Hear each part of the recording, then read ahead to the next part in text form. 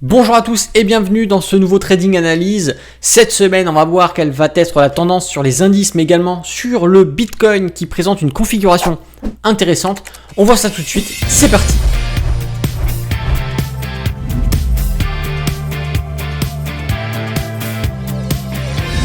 Bonjour à tous, c'est Alexandre, le trader indépendant et bienvenue dans ce nouveau Trading Analyse. Avant d'aller plus loin, n'oubliez pas de mettre le petit pouce qui fait plaisir, de vous abonner à la chaîne YouTube, d'activer la cloche, c'est important pour pouvoir savoir et être tenu au courant quand une nouvelle vidéo est publiée sur la chaîne. Et puis si le contenu vous fait plaisir, n'oubliez pas de le faire savoir en mettant un petit commentaire sympathique sous cette vidéo. Allez, je vous propose que l'on passe directement sur les graphiques et on est comme à chaque trading analyse, on commence par les indices.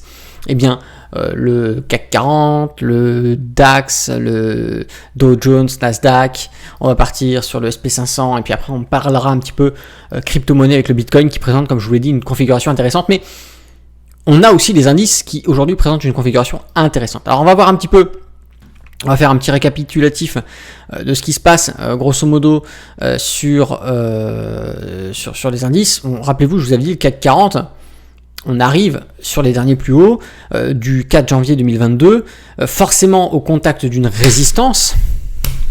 Les probabilités sont dans le sens d'un rebond. Donc il faut faire attention à cette zone ici, de ne pas avoir une correction. Donc effectivement, vous le savez bien, pour ceux qui sont prudents, pour ceux qui font attention au contexte technique, pour les traders notamment, ici on évitera d'être acheteur. Là on ira plutôt chercher des ventes. Et on le voit bien que les séances de vente, on a eu quand même des mouvements, notamment par exemple avec la séance du vendredi 24 février, on a eu une séance où il y a une belle bougie baissière, on est allé chercher bien évidemment un niveau de consolidation, voilà, hop. Mais au vu du contexte ici, du fait qu'on arrive sur ce gros niveau de résistance, attention, prudence, d'accord ? On l'a eu ici, à son approche, sur ces niveaux-là, on a eu effectivement très beau mouvement baissier, ok. Tout simplement, alors, je ne parle pas de principe de répétition mécanique parce qu'il y a beaucoup de gens qui disent oui, le marché il a fait ça avant donc il va obligatoirement refaire ça après. C'est de la couille, ça, c'est de la connerie, d'accord ? Si c'était si facile que ça, il suffirait de regarder ce qu'a fait le marché avant et à chaque fois qu'il refait la même chose, reprendre les mêmes positions et tout le monde serait gagnant, tout le monde serait riche. Ça ne fonctionne pas comme ça. Il y a des mécaniques répétitives, effectivement, qui peuvent arriver, mais ça reste quand même de l'exceptionnel et c'est pas systématique, encore une fois. Il faut prendre en compte les probabilités et il n'y a que ça de vrai qui vous amènera sur la rentabilité dans vos trades. Donc ici, c'est tout con, c'est le b.a.-ba, je veux dire, c'est ce que vous apprenez quand vous démarrez le trading. On arrive sur un niveau de résistance. On est sur les 7004 en prix. Il y a les 7005, l'intermédiaire entre les 7000 et les 8000. Donc ici, on a une grosse zone, d'accord, de résistance. Résistance technique, parce qu'il s'est passé auparavant ici. Donc vous voyez que si on additionne les différents éléments, on additionne également un léger flanchissement, une légère divergence baissière de notre RSI, ok, que l'on a ici. Divergence baissière du RSI superposée à l'approche d'une résistance. Les probabilités, elles vont être de quel côté ? On achète ou on va plutôt être vendeur ? Attention, je dis pas qu'il faut vendre. Attention, il faut attendre, bien évidemment. Je vois encore les débutants dire oui, on vend et vendre. Non, il faut que par rapport à votre stratégie que vous avez, et si vous en avez pas, je vous invite à rejoindre une de mes formations où vous apprendrez à constituer votre stratégie. Mais si votre stratégie vous donne un point d'entrée en vente ici, voilà, et ça, la stratégie vous donne un signal de vente sur ce niveau qui est un niveau intéressant, parce qu'encore une fois, résistance, price action, divergence haussière. Ok, donc divergence baissière, excusez-moi. Donc ici on a un niveau intéressant. Signal de vente, forcément, c'est intéressant à shorter. Donc là, on va avoir probablement des ventes effectuées par des swing traders. On va probablement avoir les day traders et les scalpers qui vont sur les séances journalières plutôt s'orienter à la vente. Encore une fois, ça va dépendre de la tension et du contexte intraday, mais généralement, je pense que dans des circonstances comme ça, on va plutôt avoir plus de séances vendeuses que acheteuses, voilà, on fait attention au contexte. Et ceux qui font des investissements long terme, qu'est-ce qu'il faut faire ? Ça dépend, encore une fois, si vous souhaitez optimiser dans l'investissement long terme, si vous avez une stratégie d'achat de façon régulière, ce n'est pas une erreur d'acheter, ok ? Parce qu'on achète régulièrement, peu importe ce que fait le marché, c'est la stratégie. ETF CAC 40, ETF DAX, ETF indiciel. Mais si vous souhaitez optimiser votre point d'entrée, parce que vous avez l'âme d'un trader et que vous souhaitez vraiment optimiser, on évitera d'acheter dans ce contexte-là. C'est-à-dire que si vous avez 200, 300, 400, peu importe le montant que vous avez l'habitude de mettre tous les mois dans des ETF, CAC 40 par exemple ici, attendez, c'est peut-être pas le bon moment, ok ? Parce que là, on arrive sur des niveaux de résistance qui sont délicats. Donc, on peut avoir des mouvements, des retours baissiers, et vaut mieux, si jamais le marché redécale à la baisse, acheter sur ces niveaux-là, qu'acheter ici. On est d'accord ?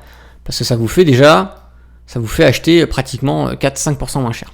Alors, d'autres vont dire oui, non, mais c'est toujours intéressant d'optimiser. Si vous optimisez à chaque fois, sur le long terme, vous aurez plus de résultats positifs et plus de rentabilité, plus de plus-value qu'une personne qui n'aura jamais optimisé. Après, est-ce que c'est si obligatoire à l'investissement long terme ? Non, pas du tout. Voilà. Donc là, le contexte du CAC 40, vous allez voir qu'il est un petit peu similaire à ce qu'on va retrouver sur le DAX. Parce que sur le DAX, on arrive... Alors, on n'est pas encore sur les plus hauts sur le DAX. Sur le DAX, on arrive sur la zone, d'accord ? Cette fameuse zone. El famoso zonos. C'est... Hop, voilà, on est d'accord ? C'est à peu près similaire que le CAC 40, mais on n'est pas exactement dans la même configuration pile poil. Cependant, on va avoir à l'approche, ici, à l'approche de cette zone-là, on va avoir, hop là, surtout ici, ok ?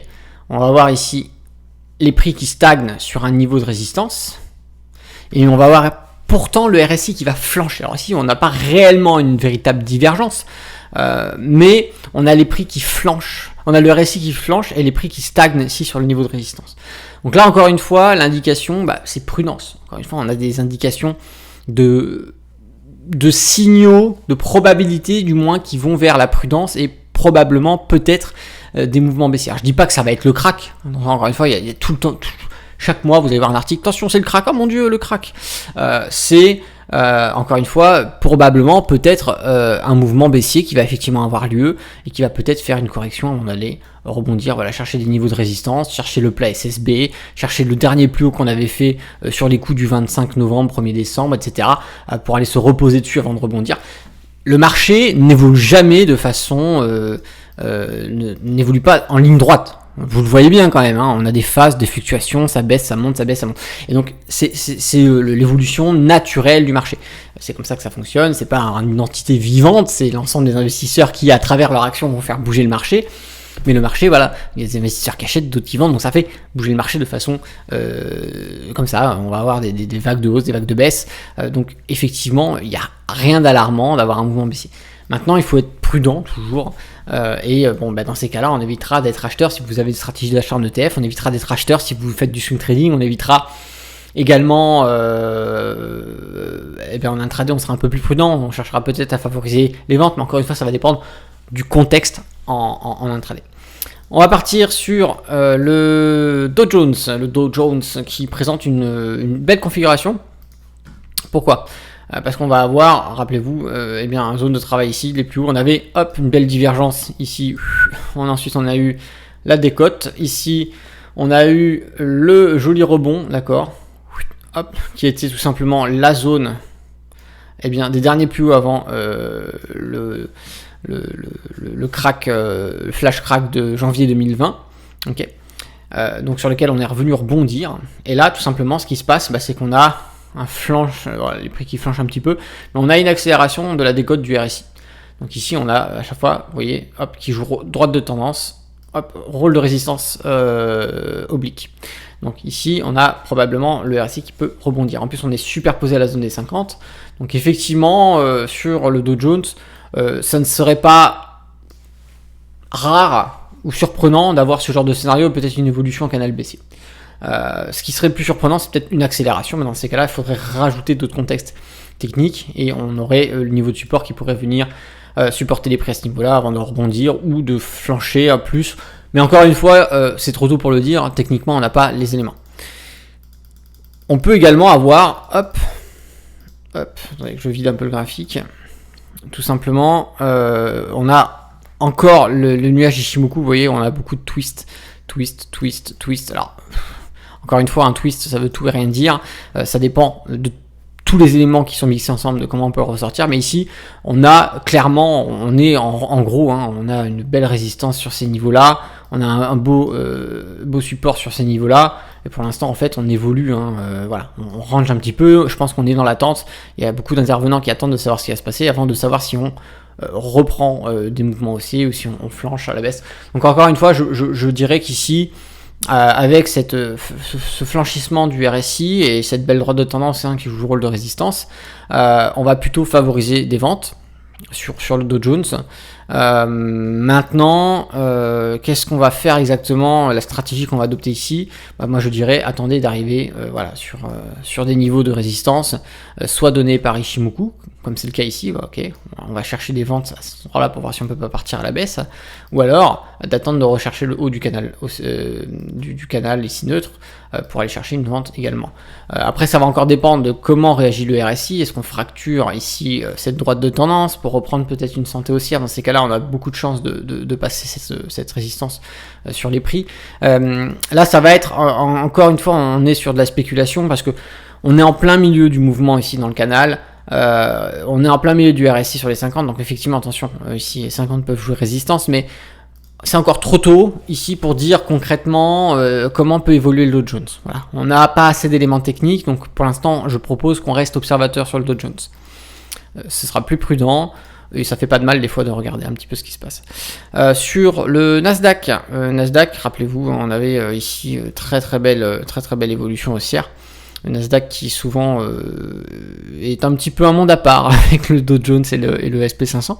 On avait ici une belle stagnation des prix avec un regain haussier ici du RSI qui joue du coup droite de tendance et qui fait du coup notre niveau de support.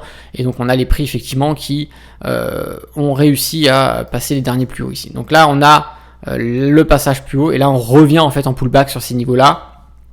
Donc encore une fois, dans ce cas-là, on va plutôt chercher un achat ici sur le Nasdaq, on va plutôt être acheteur, ok, avec des objectifs qui se situeront sur les derniers plus hauts pour ceux qui font du trading ou pour ceux encore une fois qui font un investissement long terme. Vous pouvez acheter, je veux dire, encore une fois, vous conservez de toute façon vos actifs pendant plusieurs années, donc c'est pas des petits mouvements intra-week, intra-months, intramensuels qui vont venir vous perturber, ou alors si c'est le cas, c'est que vous êtes tout simplement pas fait pour investir en bourse ou pour faire du trading. Encore une fois, il faut être capable psychologiquement de tenir ses positions malgré vents et tempêtes quand on fait de l'investissement long terme. Sinon en réalité vous sortez, vous achetez, vous faites du trading et vous faites n'importe quoi. Voilà. Et le trading c'est une discipline particulière encore une fois qu'il faut maîtriser. Mais l'investissement long terme ne doit pas se transformer en trading et le trading ne doit pas se transformer en investissement long terme. Ce sont deux stratégies, deux approches complètement différentes. On peut, quand on fait du trading, par exemple, on part sur une position intraday, ça peut arriver des fois que sa position intraday se transforme en swing parce que le contexte technique est là et il y a des éléments qui viennent nous rassurer dans la possibilité d'une progression plus longue de la position. Dans ces cas-là, on peut transformer une position intraday en position swing, mais on ne transformera jamais une position de trading en position d'investissement long terme. Et on ne transformera jamais une position d'investissement long terme en position de trading. Faut pas mélanger les deux disciplines, c'est complètement différent. On va partir sur le SP500, qui présente un petit peu la même configuration que le Dow Jones, mais avec quelques mouvements de cotation complètement différentes.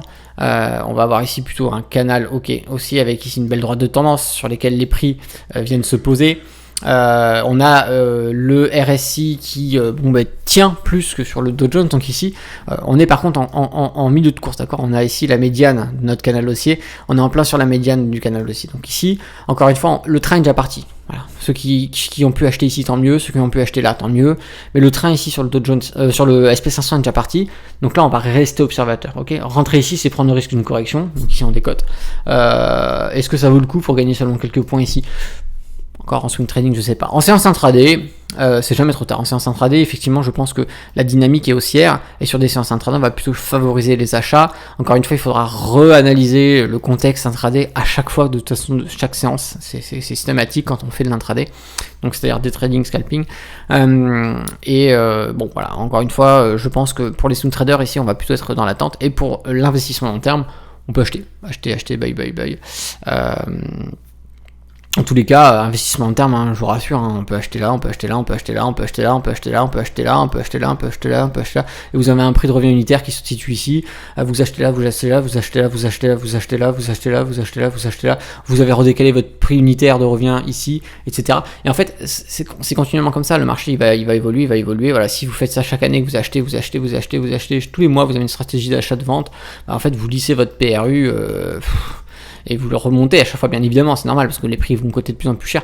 Mais celui qui fait ça, regardez, même depuis 2013-2012, bon voilà, on se loupe rarement. Faut juste être capable de pas paniquer comme une merde quand t'es un crack, de céder à la panique des médias, de dire oh mon dieu, c'est la fin du monde, faut tout revendre. Voilà. Et maintenant, on va partir sur le Bitcoin. Le Bitcoin, hop, voilà, qui présente un contexte technique assez particulier. Rappelez-vous, je vous avais fait part d'une belle divergence qu'on avait ici sur ces niveaux-là. Hop. Qu'on avait ici, voilà, qui était assez sympathique, et qu'on avait flanché sur ces niveaux-là. En fait, voilà, donc on était revenu dans un range, et je vous disais ici, on a un fucking range, ok, qui est problématique, et en fait, on est encore une fois sur le haut de ce range. Haut du range, donc niveau de résistance, ok, sur le Bitcoin, niveau de résistance, par contre, attention, parce que je vous avais dit, effectivement, sur ces niveaux-là, la dynamique reprend la hausse. Pourquoi ? Parce qu'on repasse au-dessus de notre nuage Ishimoku, on repassait au-dessus des niveaux des 50 ici sur le RSI, c'était pas mal, c'était intéressant. Et enfin, bon voilà, on cassait cette droite de tendance qu'on avait ici sur le Bitcoin. Et donc voilà, on avait pas mal d'éléments. Effectivement, ça n'a pas loupé, hein, parce qu'aussi on a bien pété. Sorti de tout ça, ces signaux-là, on est monté jusqu'au plus haut, on est monté à 34% de mouvement en peu de temps. Hein, on est monté à 34% de mouvement. Hop. En 35 jours. Voilà. Donc ici, belle performance hein, du Bitcoin. Maintenant, nouvel élément technique qui apparaît. C'est comme ça, hein, le trading, il y a 2 semaines, il y a 3 semaines, il y a un mois, les éléments techniques sont différents. Entre-temps, il y a de nouvelles cotations, il y a de nouveaux éléments techniques, ça peut changer. Voilà. Encore une fois, c'est ce qui a été dit il y a un mois ou il y a 2 mois.